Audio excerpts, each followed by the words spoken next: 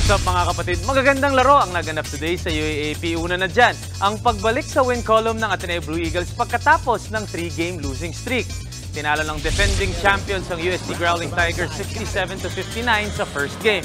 Nanguna si Kai Balungay with 15 points and 14 rebounds para gawing 5-6 ang standing ng Ateneo. Solo fifth ngayon ang Blue Eagles pero pwedeng maging tied for fourth kung sakaling matalo ang Adamson maya-maya sa laro nila kontra Lasal.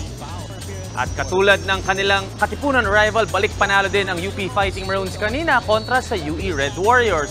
Bumalik na din sa laro si Malik Diouf at nagparamdam agad. Nagtala ang reigning MVP ng 19 points, 15 rebounds, 5 steals and 1 block. UP ang isa sa dalawang teams this season na nakasecure na ng Final Four spot. At ang mga kasama ng UP sa Final Four sa ngayon, ang NU Bulldogs na tinalo ang FU Tamaraw 68-57. Nag-top score si Jake Figueroa with 15 points at tied ngayon sa top ng standings ang UP at NU. Naglalaro sa ngayon or maya-maya ang DLSU Green Archers at Adamson Soaring Falcons na parehong naghahabol din ng ticket papasok ng next round.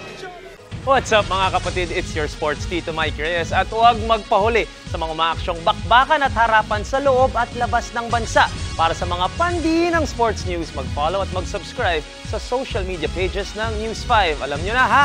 Peace and love.